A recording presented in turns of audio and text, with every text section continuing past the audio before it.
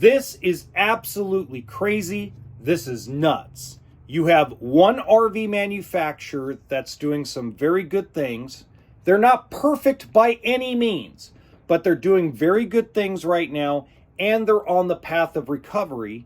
And then you have another RV manufacturer that's headed down a very dangerous path. Welcome to HB RV Lifestyle, the podcast. And today we're going to tell the story of both manufacturers. But the manufacturer that's headed down a dangerous path, we're not going to mention their name on this episode. We're going to allow you, the audience, to guess who the manufacturer is in the comments section. Now, I won't confirm or deny, but you let me know who you think it is when we get there in the comments section below. Let's start with the manufacturer doing some good things. And it's a manufacturer that I have beaten up over the last 2 years, and I'm getting more and more exciting, good feeling news from different sources. And what I'm talking about sources is independent RV service shops from Kansas, Florida, East Coast, West Coast, Central United States, Western Canada.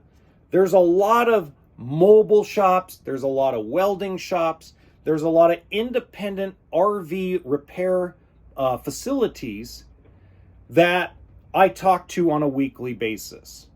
And one of the biggest things that they have told me now for 2 months straight is that Grand Design RV has been approving fixing frames for second and third owners, and on top of that, for units that are more than 5 years old.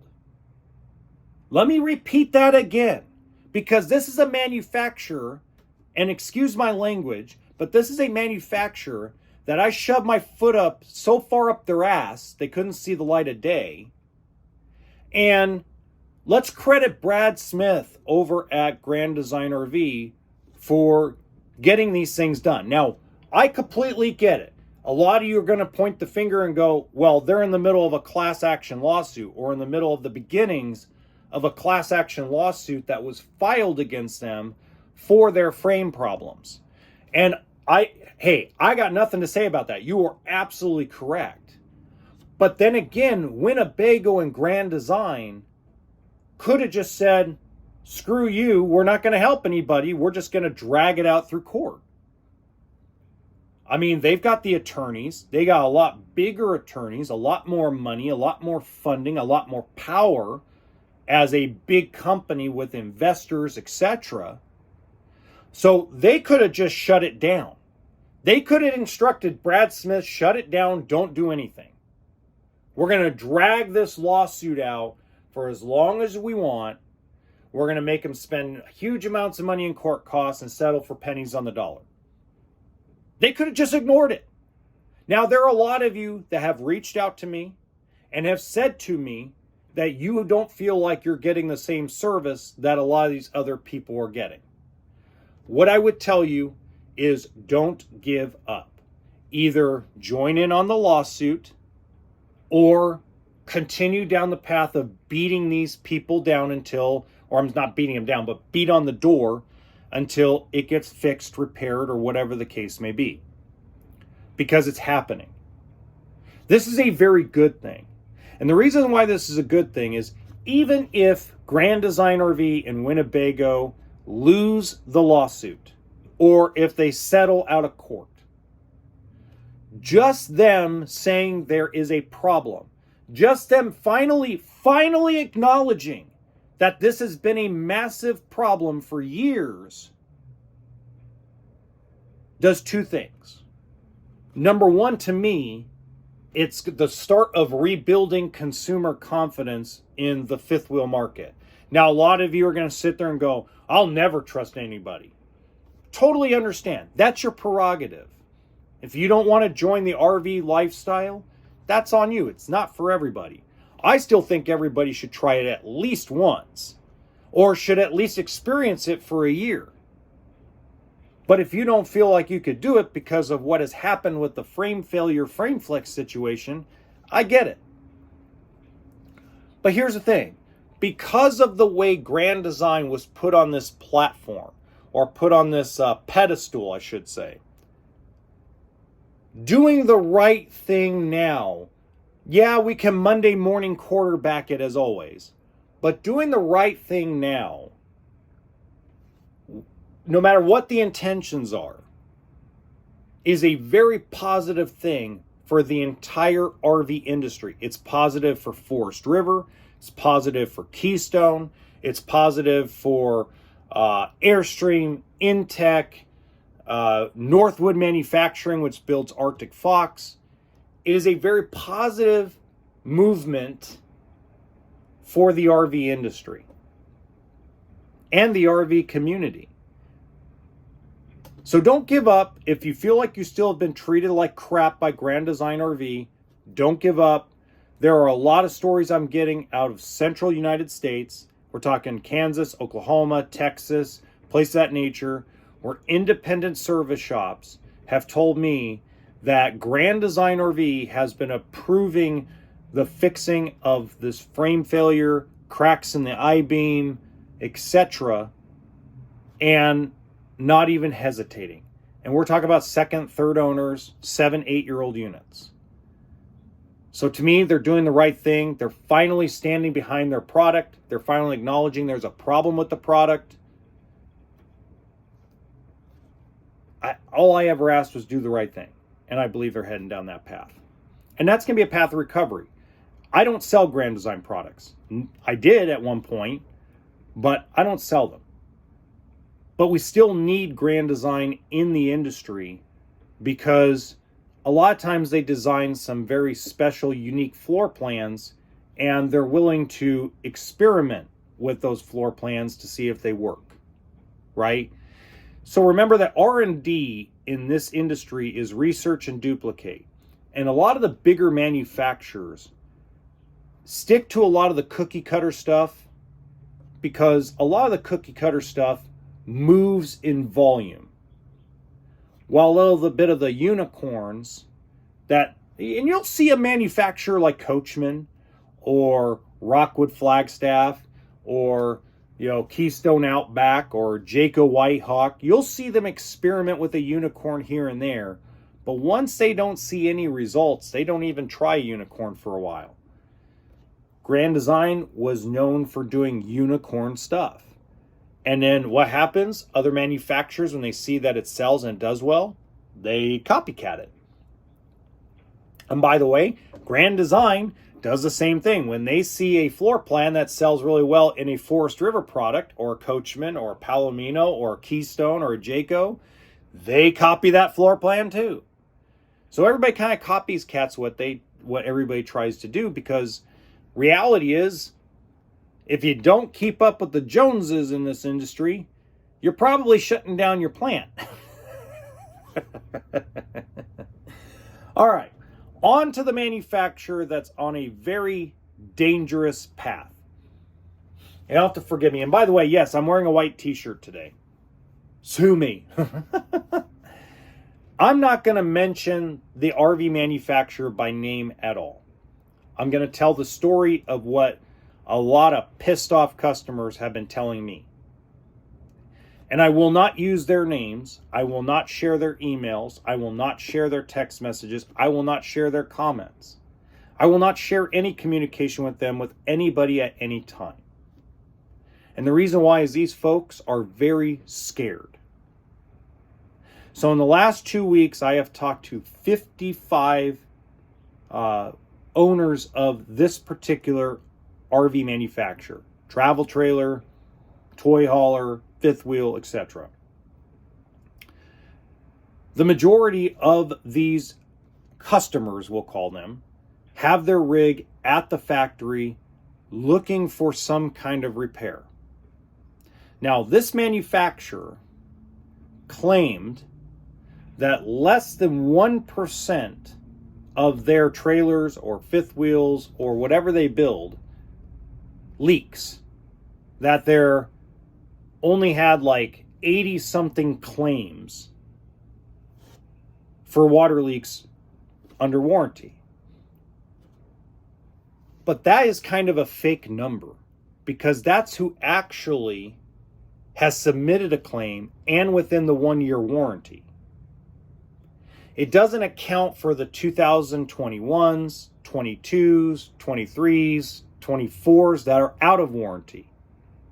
It does not account for the dealerships that just ate the cost or told the customer that that's not warranty, that's on them. That's normal maintenance. Because let's be clear about something. And I'm going to blame the RV dealerships just a little bit here. What happens when RV dealerships get involved in leaks is they see it as an opportunity for customer pay maintenance. They don't submit it as a warranty claim. So that number of 80 or 82 that this manufacturer claims is very skewed. It's very skewed because it doesn't take into account anybody that's had a major leak where it's at the factory for goodwill, that's been fixed by goodwill, that the customer paid out of pocket to actually get the work done to prevent it from leaking or to try to fix the leak. It doesn't take into account any of that. And excuse my language, but this manufacturer and its representative are full of shit. And they don't tell you. It's just like, here's a perfect example. Let's go back to Grand Design, which is doing some really good things. Grand Design RV told the entire RV industry through Josh the RV Nerd and some other influencers and internet trolls that less than 0.5% of the fifth wheel frames are failing. But you go into the lawsuit that was filed against Grand Design. You go and look at all the consumers that are having their rigs fixed that are 6, 7, 8 years old. They're second, third owners. What it's telling you is that percentage was bullshit.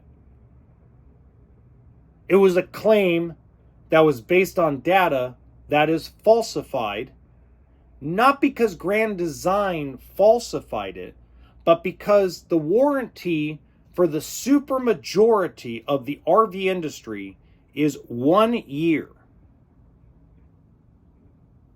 And a lot of times, those warranty claims are only done for 1 year. But the majority of the time, an RV manufacturer, after 1 year, puts anything they do for a customer under goodwill, miscellaneous. It doesn't go under warranty claims. So it skews the numbers. Now, that's an accounting thing. I don't think anybody's trying to hide anything at the RV manufacturing level. I don't believe so. I believe it's probably something that has been set up since the dawn of time as an accounting thing for either taxes or for investors. So I'm not claiming they're falsifying the records on purpose. Not at all. But what I am claiming is that they're using numbers that are not accurate and spitting out a percentage and spitting out a number of 70 or 60 or 50 or 80 out of 11,000 and doesn't take into account anything having to do with goodwill, customer pay. Dealership said they'll eat it.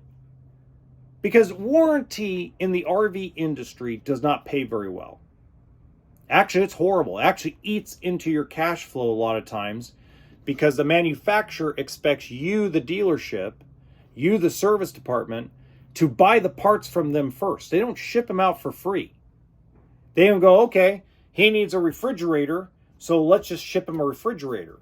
It's, you got to pay for the refrigerator and wait 4 to 8 weeks for a reimbursement check through a warranty claim. So it doesn't matter who the RV manufacturer is. It could be Northwood, it could be Outdoors RV, it could be any of these great manufacturers. And yet it's the same process. and it eats into dealership cash flow. And on top of that, the hours and the pictures and the details that you have to submit to get a claim actually approved and a check cut to you is sometimes ridiculous compared to what they actually pay. Now, said manufacturer headed down a dark path has told several of these customers that I have talked to over the last couple weeks that they are no longer allowed to talk to me. And if they talk to me or any other influencer, including Greg Carson, Liz Amazing, if they go to Pete West and Lisa West that started that Facebook page for Grand Design Major Problems, if they go to any outside source, if they don't remove their videos, if they don't stop making videos, if they don't copyright claim videos that has their footage in it, and they don't sign a non-disclosure agreement, they're not going to get their rig fixed. This isn't one customer. This is over 50. And these are just the folks talking to me that own this certain manufacturer's travel trailers, fifth wheels, and toy haulers, etc. Who knows how many have reached out to Liz Amazing? Who knows how many have reached out to Greg Carson? Who knows how many have actually just kept quiet because they're afraid? Who does this remind you of? This reminds you of the treatment and the gaslighting that Grand Design RV originally had for its consumers when it came to frame failure. It's identical. But instead, this is about sidewall cracking. This is about water leaks. This is about rotting floors. This is about experimental exterior seals that may or may not work in the RV industry. But this is irritating.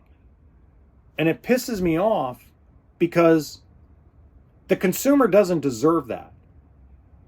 They spend 30 to 35% more on your product compared to other products of equal level. And you're telling them what they can and cannot do so they can get their rig fixed under goodwill. In fact, one of the customers told me yesterday that if he knew that was the conversation that he was going to have with the manufacturer, almost gave it up, with that manufacturer's representation, he would have recorded it and sent it to me. Because he's got so much money, he would just hire lawyers at that point. But there are a lot of people that have poured their life savings into this unit, into this brand, into this manufacturer, because they were told that this manufacturer is different. They're going to treat people right. They're going to do the right thing. Now, some people, that's absolutely correct. The right thing has been done. But there are a lot of people that are extremely unhappy with this RV manufacturer, and they're afraid to say anything because they feel like they're being threatened. That their life investment into the lifestyle, a lot of them regret the decision of buying this manufacturer because of the way they've been treated.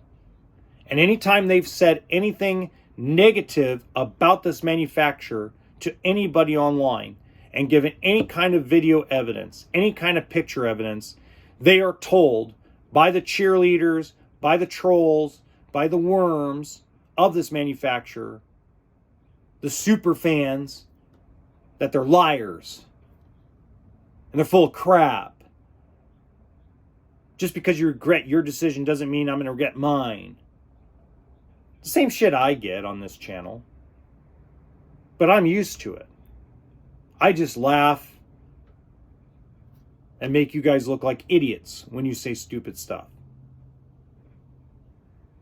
This is a very dangerous path.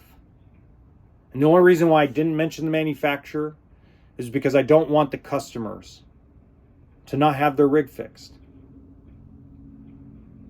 That's the bottom line.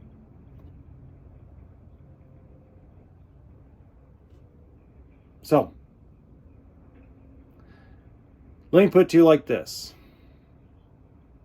I'm pissed. It's not fair. These people are being taken advantage of. And this RV manufacturer needs to step up and admit they have a problem. And stop trying to hide it. And stop telling customers of theirs, we haven't had to defend ourselves like this ever. It's your guys' fault why we have to defend ourselves.